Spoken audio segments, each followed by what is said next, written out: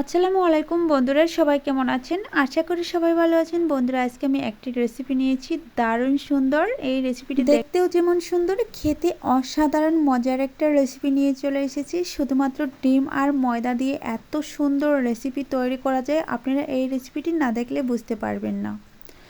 বন্ধুরা চলুন আমি মূল রেসিপিতে চলে যাচ্ছি। তার আগে বলছি, প্লিজ বন্ধুরা ভিডিওটি দেখার শুরুতে একটা লাইক দিয়ে সম্পূর্ণ ভিডিওটি দেখার চেষ্টা করবেন, আর ভালো লাগলে চ্যানেল সাবস্ক্রাইব করে রাখবেন। তার সাথে বলছি, আমার যদি কোনো নতুন বন্ধু এসে থাকে তাহলে প্লিজ বন্ধুরা আপনারাও এই ভিডিওটি সম্পূর্ণ দেখার চেষ্টা করবেন, এতে করে অনেক বেশি ভালো লাগবে, আর ভালো লাগলে আমার বন্ধু হয়ে যাবেন। এখন আমি মূল রেসিপিতে চলে আসলাম। আজকের রেসিপি তৈরি করার জন্য প্রথমে একটা মিক্সিং বোল নিয়েছি, আর নিয়েছি একটি ডিমটা ভেঙে দেওয়ার পর আমি এখানে দিয়ে দিচ্ছি স্বাদ মতো চিনি। দেখেন আমি চিনি দিয়ে দিচ্ছি, চিনিটা গুঁড়ো করে নিইনি। তারপর দিয়ে দিচ্ছি 1/3 কাপ গুঁড়া দুধটা দেওয়ার কারণে আজকের রেসিপিটি দারুণ মজার হয়ে থাকবে। দিয়ে দিচ্ছি 1/2 টেবিল চামচ বেকিং পাউডার, তার সাথে দিয়ে দিচ্ছি স্বাদ মতো লবণ। বন্ধুরা, আমি সবগুলো উপকরণ দেওয়ার পর একটা কাঁটা চামচের সাহায্যে এখন ভালোভাবে মিশিয়ে নিব। বন্ধুরা, আমি কাঁটা চামচের সাহায্যে মিশিয়ে নিচ্ছি, আপনারা চাইলে হ্যান্ড উইক্সের সাহায্যেও মিশিয়ে নিতে পারেন।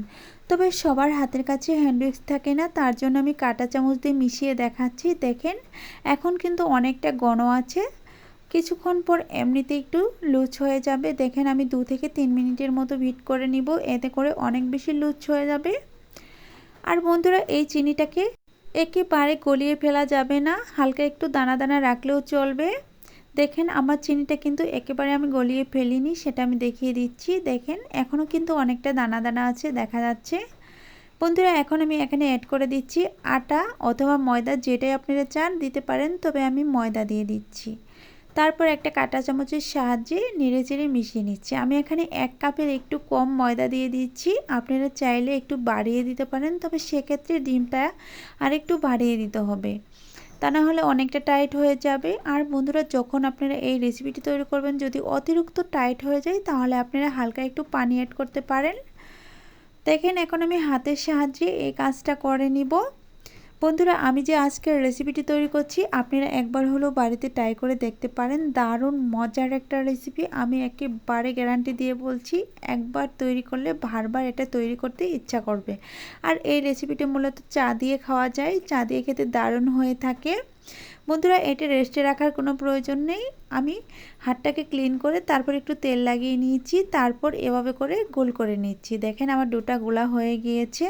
বন্ধুরা, আমি কয়েকটা বলের মতো করে বানিয়ে নিচ্ছি, তারপর একটা জারের সাহায্যে আজকে আমি পিঠার ডিজাইনগুলো দিয়ে দিব। বন্ধুরা, আমি যেই জারটা দিয়ে পিঠার ডিজাইন তৈরি করব, আমি সেই জারটা একটা কুকারে যে দোকান থেকে কিনে নিয়ে এসেছি, এগুলো খুব অল্প দামে পাওয়া যাবে। বন্ধুরা দেখেন আমি এরকম একটা জার নিয়েছি, আর এই জারে একটু তেল লাগিয়ে নিচ্ছি যাতে করে খুব সহজেই উঠে আসে। তারপর একটা বল দিয়ে এভাবে করে আঙুলের সাহায্যে চ্যাপটা করে নিচ্ছি, করে নিয়ে তারপর যে আমি পিনটা আছে সেটা তুলে নিচ্ছি। দেখেন খুব সুন্দরভাবে এই পিঠাগুলো তৈরি করা যায়। বন্ধুরা, আপনারা খুব সহজে এই নকশি পিঠাগুলো তৈরি করে নিতে পারবেন, খেতে দারুণ হয়ে থাকে আর দেখতে তো অসাধারণ। বন্ধুরা, একটা জিনিস দেখতে ভালো হলে খেতে কিন্তু অনেক মজা পাওয়া যায়।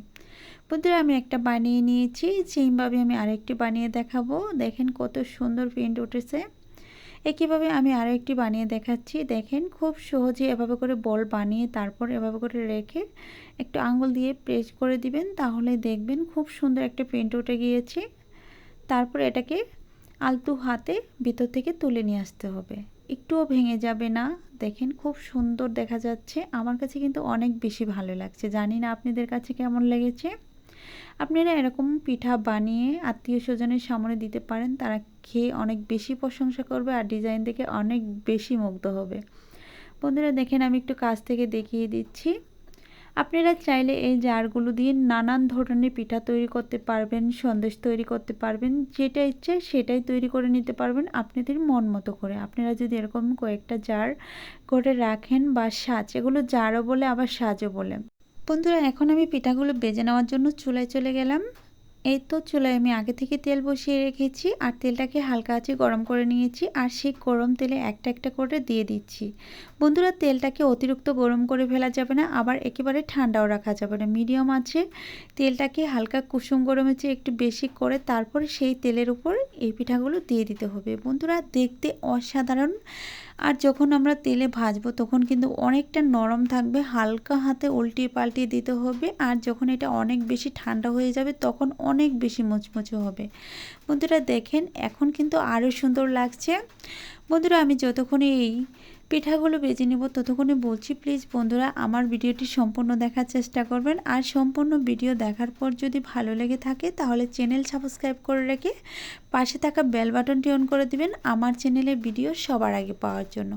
বন্ধুরা, আমি একটা কাঁটা চামচ দিয়ে উল্টি পাল্টিয়ে নিচ্ছি। আপনারা একটা শাকনা যুক্ত যে কোনো চামচ দিয়ে উল্টিয়ে পাল্টিয়ে নিতে পারেন। তবে একটা কথা আমি বলে দিচ্ছি, এটাকে কিন্তু খুব সতর্কর সাথে উল্টাতে পাল্টাতে হবে, তা না হলে ভেঙে যাওয়ার সম্ভাবনা থাকে প্রথম দিকে। আর যখন কিছুক্ষণ ভেজে নিয়ে কালারটা চেঞ্জ হয়ে আসবে তখন আর চিন্তা নেই, কারণ তখন অনেকটা শক্ত হয়ে যায় আর ভিতরটা একেবারে নরম থাকে। বন্ধুরা, এই পিঠাগুলো বানিয়ে আপনারা ঘরে 15 দিনের মতো সংরক্ষণ করে রেখে খেতে পারবেন, আর চায়ের সাথে খেতে দারুণ মজার হয়ে থাকে। আমার পিঠাগুলো অবশেষে বেজে নেওয়া হয়ে গিয়েছে। এখন আমি একটা কাঁটা চামচের সাহায্যে একটা একটা করে তেল জড়িয়ে একটা প্লেটের উপর তুলে নিচ্ছি। বন্ধুরা, এগুলো দেখতে কিন্তু অনেক সুন্দর লাগছে, আর এখন কিন্তু গরম অবস্থায় আছে, আর এই অবস্থায় অনেকটা নরম থাকে। আমি যেহেতু তাড়াহুড়া করে এই পিঠাগুলো বেজে নিয়েছি, আর আমি এটা ফ্যানের নিচে দিয়ে তারপর ঠান্ডা করে নিব। আর এই গরম পিঠা ধরা অসম্ভব, অনেকটাই গরম লাগে। বন্ধুরা, এখন আমি একটা ফ্যানের নিচে রেখে ঠান্ডা করে নিয়ে আসছি। দেখেন, আমি পুরোপুরি এখনও ঠান্ডা করতে পারিনি, হালকা একটু ঠান্ডা করে নিয়ে চলে এসেছি। দেখেন কতটা সুন্দর লাগছে, আর একটা পিঠা কতটা পুরুত্ব হয়েছে একটু দেখে বুঝে নেওয়ার চেষ্টা করেন। বন্ধুরা, এই পিঠাগুলো খেতে অসাধারণ হয়ে থাকে। আপনারা একবার হলেও বাড়িতে ট্রাই করে দেখতে পারেন আমার রেসিপিগুলো কেমন হয়ে থাকে। দেখেন কত সুন্দর লাগছে, দেখতে খুব সুন্দর লাগছে, অনেকটা ইউনিক। বন্ধুরা, আমি এখন ভেঙে দেখাবো, আর যতক্ষণে এই পিঠাগুলো ভেঙে দেখাবো ততক্ষণে বলছি, যদি ভিডিওটি ভালো লাগে তাহলে চ্যানেলটি সাবস্ক্রাইব করে রাখবেন, তার সাথে পাশে থাকা বেল বাটনটি অন করে রাখবেন আমার চ্যানেলে ভিডিও সবার আগে পাওয়ার জন্য। আর আমার চ্যানেলে এমন অনেক বেশি রেসিপি আছে যা আপনাদের অনেক বেশি ভালো লাগবে। দেখেন ভিতরটা কতটা সুন্দর হয়েছে। বন্ধুরা দেখেন, আমার যদি কোনো নতুন বন্ধু এসে থাকেন তাহলে সম্পূর্ণ ভিডিও দেখার অবস্থায় যদি ভালো লেগে থাকে তাহলে চ্যানেল সাবস্ক্রাইব করে রাখতে পারেন, আর আমার প্রাণপ্রিয় বন্ধু হয়ে যাবেন। আমি সবগুলো পিঠা ভেঙে দেখাবো না, আমি দুটি পিঠা ভেঙে দেখাবো। দেখেন কতটা সুন্দর, কত ফুলকো ফুলকো হয়েছে, আর এরকম ফুলকো ফুলকো পিঠা খেতে দারুণ হয়ে থাকে। ফ্লেভারটা হচ্ছে একেবারে কেকের মতো, আর দেখতে অনেকটা বিস্কিটের মতো, ভিতরটা একবারে কেকের মতো। বন্ধুরা দেখেন, আমার এখন বিদায় নেওয়ার পালা, তারপরেও আমি আবারও ভেঙে দেখাচ্ছি। আজ এ পর্যন্তই, ভালো থাকবেন, সুস্থ থাকবেন, আল্লাহ তাআলার কাছে এই কামনা করে বিদায় নিচ্ছি। পরবর্তীতে আবারও দেখা হবে নতুন কোনো রেসিপি নিয়ে। ততক্ষণে সবাই অনেক বেশি ভালো থাকবেন, অনেক বেশি সুস্থ থাকবেন, আর নতুন রেসিপির জন্য অপেক্ষা করবেন। আমি আবারও রেসিপি নিয়ে খুব তাড়াতাড়ি আসবো। খোদা হাফেজ।